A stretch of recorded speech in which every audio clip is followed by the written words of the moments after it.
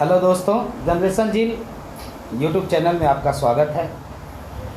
जैसा कि corona lockdown के अंतर्गत हमने आपसे बातचीत किया था कि कैसे हम इस महामारी से बचें और अपनी इम्यूनिटी पावर को कैसे बढ़ाएं।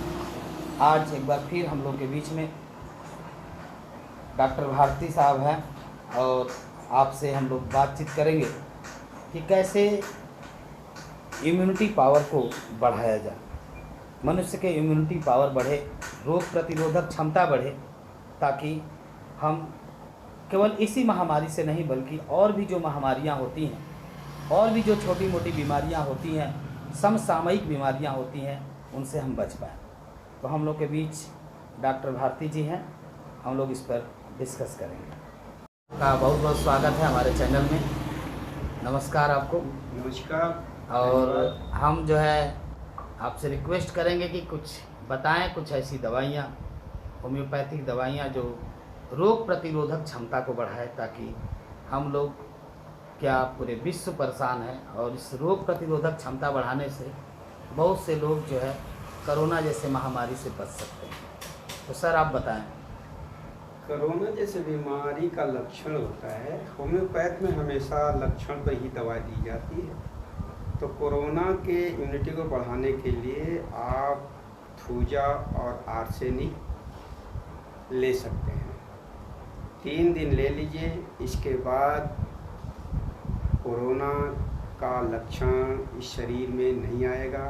और फिर अगर किसी कारणवश इस दवा के लेने के पहले आ गया है तो 2-3 दवाएं हैं जिसको खिलाया जाएगा। 3 से 5 दिन के अंदर उस साइन और सिम्टम्स जितने लक्षण हैं वो समाप्त हो जाएंगे और कोरोना नाम की वायरस ख़त्म हो जाएगा। तो अब आपको बता दें, जैसे क्योंकि साइन और सिम्टम के ही आधार पर होम्योपैथिक का जन्म हुआ है, तो इसमें कोई पेटेंट दवाई नहीं होती है।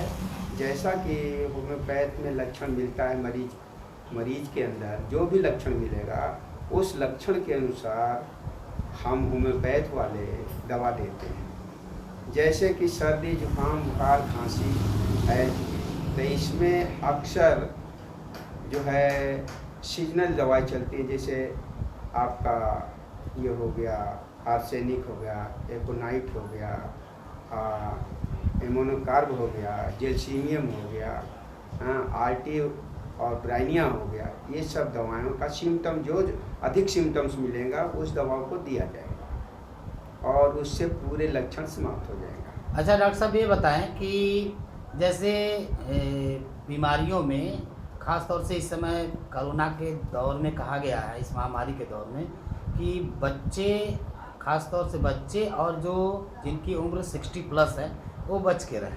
तो आप इन लोगों के इम्यूनिटी पावर को मेंटेन करने के लिए क्या बताना चाहेंगे? इसके लिए बच्चों के लिए भी थूजा और आर्सेनिक है और बड़ों के लिए भी थूजा और आर्सेनिक है। इनको खिला देंगे तो न बच्चे इन्फेक्टेड होंगे न बूढ़े इन्फेक्टेड होंगे, क्योंकि जब ये वायरस बच्चों पर अटैक करता है तो सबसे पहले फेफड़े पर करता है और मस्तिष्क पर करता है और पेट पर करता है। जब ये सब तीनों जगह पर होता है तो इन तीनों का अलग अलग मेडिसिनें हैं, लेकिन इम्यूनिटी पावर बढ़ाने के लिए, इम्यूनिटी को कायम करने के लिए आपको थूजा और आर्सेनिक मस्ट है। तो इसका क्या डोज होगा बच्चों के लिए और बूढ़ों के लिए? बच्चों के लिए 2 बूंद, 3 बूंद और बड़ों के लिए 5। दिन भर में 1 बार 3 दिन आप लगातार पिला दीजिए। 30 में यदि एक ही दिन पिलाना है तो 200 नंबर में एक ही बार पिला दीजिए सुबह शाम, फिर उसको कोई ये इन्फेक्टेड नहीं हो पाएगा। अच्छा डॉक्टर साहब, अगर आपसे कोई मिलना चाहे तो कैसे मिल सकता है?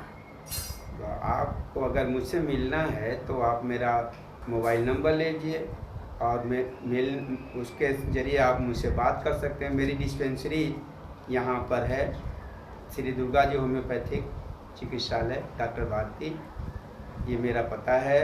और स्थान है पंडित कपूरवा प्लस दरियापुर, रामनगर चौक से चलेंगे 1 किलोमीटर दूर पंचवटी है और वहीं से आधा किलोमीटर दूर पंडित कपूरवा गाँव है। रोड ही पर हमारी डिस्पेंसरी है। हम 9 बजे से शाम 6 बजे तक लगातार रहते हैं। मोबाइल नंबर है हमारा 9628640065। इस पर आप जब चाहे तब कॉल करके सलाह ले सकते हैं। और हम विशेषकर क्रॉनिक डिजीज को देखता हूँ, जैसे पथरी हुआ, हार्ट हुआ, कैंसर हुआ है, और गठिया हुआ, गैस्ट्रिक हुआ, बौशीर हुआ, फेस्चुला हुआ, ऐसी ऐसी बीमारियां जो हैं, जो लोग कहते हैं कि नहीं ठीक होने वाली है, कोशिश करता हूँ वो ठीक भी हो जाती है। तो डॉक्टर साहब पथरी वगैरह अगर मान लीजिए पथरी अगर जो है गॉल ब्लेडर में हो तब उसको भी हम टाइम दे के 6 महीना में निकाल देते हैं। गॉल ब्लेडर की पथरी? हाँ, 6 महीना में निकाल देते हैं। अगर 6 महीने में आपका गॉल ब्लेडर की पथरी नहीं निकलती है तो आप मुझसे जो पैसा दिए रहेंगे वो पैसा रिटर्न ले सकते हैं, ये मेरी गारंटी है। और गॉल ब्लैडर में वो जो पित्त होती है वही जमती है, उसमें अलग से कैल्शियम स्टोन नहीं जाते हैं, है ना। कैल्शियम स्टोन वहाँ नहीं जा पाते, इसलिए गॉल ब्लैडर में पित्त ही जम जाती है, वही उसी पित्त को हम गला के निकाल देते हैं। इस समय हमारे पास 6-7 मरीज हैं गॉल ब्लैडर के। अच्छा। और किडनी के हैं और यूरिन के हैं, है ना, 10-15 हैं इस समय। हार्ट के 2-3 हैं। चलिए ठीक है डॉक्टर साहब, और एक बार फिर से जो है बहुत बहुत धन्यवाद आपका। आपने लॉकडाउन के दौरान भी बहुत अच्छा गाइडलाइन दिया था, एक बार फिर आपने बताया। और एक चीज़ हम एक और पूछना चाहेंगे कि जैसे बच्चों को खांसी वसी जब आती है, या क्योंकि खांसी ही मेन लक्षण कहा जाता है, छींकना, खांसना, तो इसके लिए क्या अलग से कोई दवा रखनी चाहिए? उसमें बच्चों को या बड़ों को जो भी हो, सिम्टम्स चाहे बच्चों का हो चाहे बड़ों का हो, सिर्फ डोज में अंतर होता है। हम आर्सेनिक, एकोनाइट, आरटी और जैल्सीमियम, ये 4 दवाएं कंपाउंड करके देते हैं।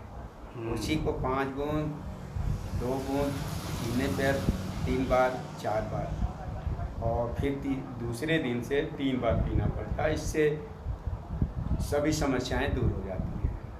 चलिए थैंक यू सर, बहुत बहुत धन्यवाद। आपने एक बार फिर लोगों को आगाह किया।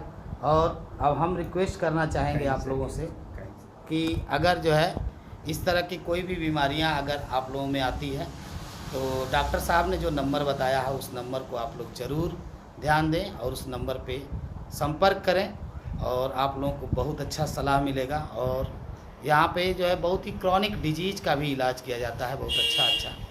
इसलिए हम रिक्वेस्ट करेंगे कि बताए हुए नंबर पे एक बार ज़रूर कांटेक्ट करें ताकि आप लोग भी उस समस्या से निजात पा सकें।